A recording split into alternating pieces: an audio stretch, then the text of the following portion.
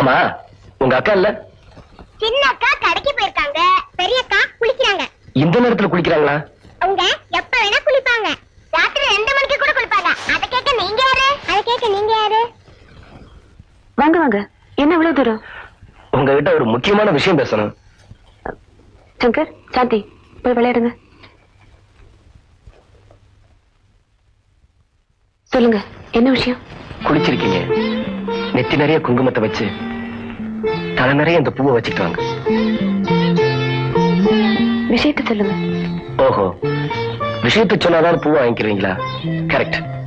ஏற்கனவே இவனையும் நம்மையும் பத்தி போர்டுல தப்பா வந்திருக்கேன். இப்ப வீடு தேடி வந்திருக்கானே, ஊர் என்ன சொல்லுமோ அப்படின்னு பயப்படுறீங்களா? அந்த ஊரோட வாயை மூடத்தான் நல்ல முடிவோட வந்திருக்கேன். எனக்குன்னு இருக்கிற உறவு எங்க அக்கா மட்டும்தான். எங்க அக்காவையும் மாமாவையும் கலந்து பேசி ஆசீர்வாதம் வாங்கிட்டு தான் வந்திருக்கேன்.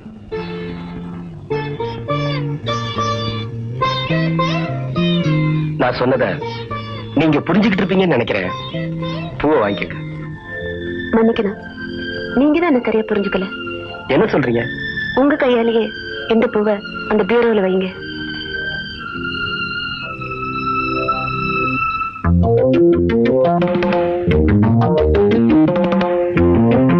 அங்க இல்ல, பீரோவுக்குள்ள.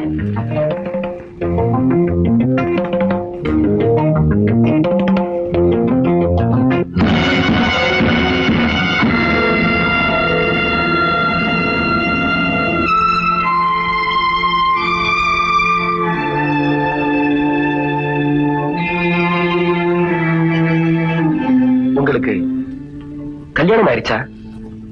நீங்க கேட்க வந்த கேள்விக்கு விட கிடைச்சிருக்கும்னு நினைக்கிறேன். எனக்கு நிறைய வேலை இருக்கு.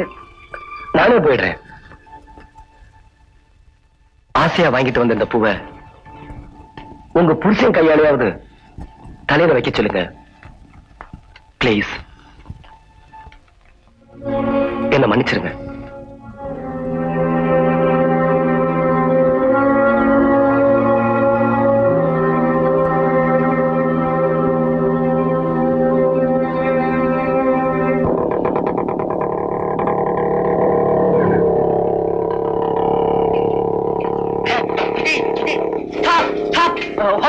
விஜய், 2 நாளா நான் உன்னதான் தேடிக்கிட்டு இருக்கேன். விஜய், நீதான் என்ன காப்பாத்தணும். விஜய், நீதான் என்ன காப்பாத்தணும்.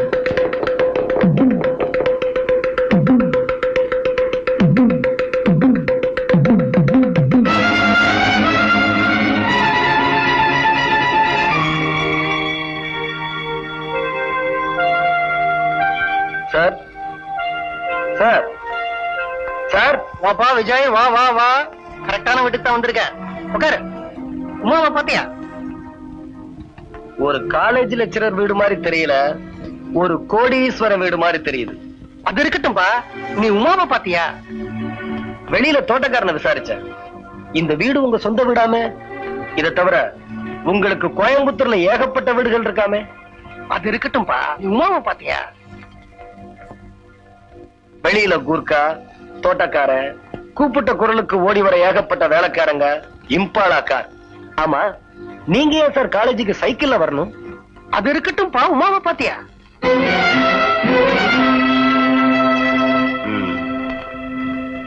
அவ கல்யாணத்துக்கு சம்மதிச்சிட்டா சார். பொய் சொல்லாதப்பா, அவ கல்யாணத்துக்கு சம்மதிச்சிருக்க மாட்டான். எப்படி அவ்வளவு கரெக்டா சொல்றீங்க? அவளுக்கு ஏற்கனவே கல்யாணமான விஷயம் உங்களுக்கு தெரியுமா?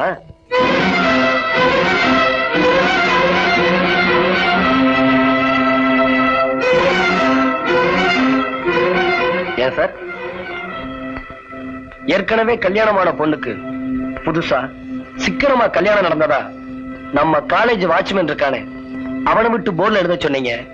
என்னையும் தூண்டி விட்டு உமாவுக்கு வரவேற்பு கொடுக்க சொன்னீங்க. இந்த கேவலமான காரியத்தை செய்ய எப்படி சார் உங்களுக்கு மனசு வந்தது?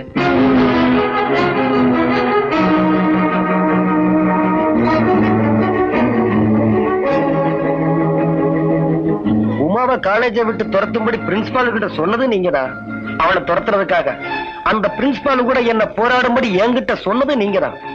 எக்ஸ்கியூஸ் மீ சார், ஏன் சார் உங்களுக்கு இந்த டபுள் கேம்?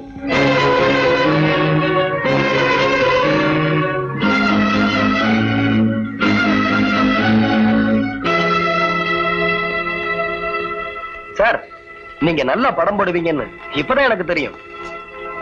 புரியல? உமாவோட படத்தை எழுதி என் புக்ல வைக்க சொன்னீங்களே, அதத்தான் சொல்றேன்.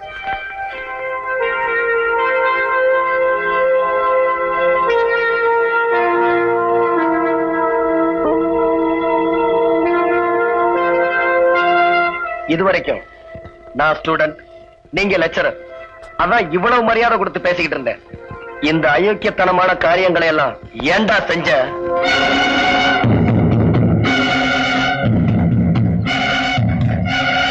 அப்படின்னு மரியாதை இல்லாம உங்க சட்டையை பிடிச்சு கேட்கறதுக்கு முன்னாடி, ஓ காட், நீ இன்னும் மரியாதை இல்லாம கேட்கலையா? Proceed proceed. பதில் சொல்றதா உங்களுக்கு அழகு, உங்க வயசுக்கு அழகு, உங்க போஸ்டுக்கு அழகு, எனக்கு அழகு.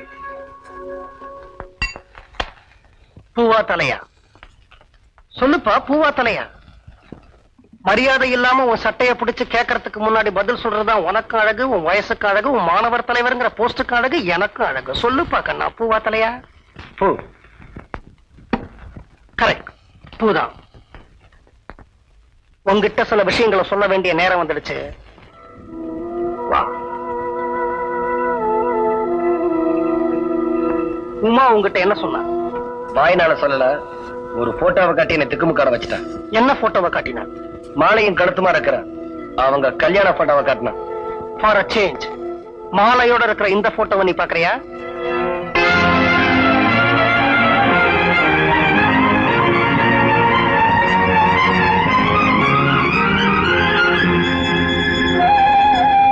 என்ன விஜய் பாக்குற? அவ புருஷன் செத்துட்டான். அந்த நூல்நிலைய பச்சை கிளி இன்னைக்கு ஒரு வெள்ளை புறா. அவளை கழுகு மாதிரி சுத்திக்கிட்டு இருக்கிற நான் வேற யாரும் இல்லப்பா, அவளுடைய மாமனார்.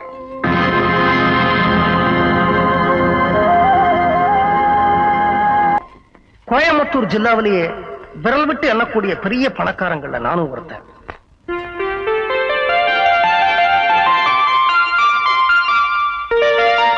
என்னுடைய கோடிக்கணக்கான சொத்துக்களுக்கு ஒரே வாரிசு என் பையன் தீபக். அவன் நான் என் பையனை நினைக்கிறேன், என்னுடைய ஒரு நல்ல நண்பனா நினைச்சேன். எனக்கு உலகமே அவன் தான்.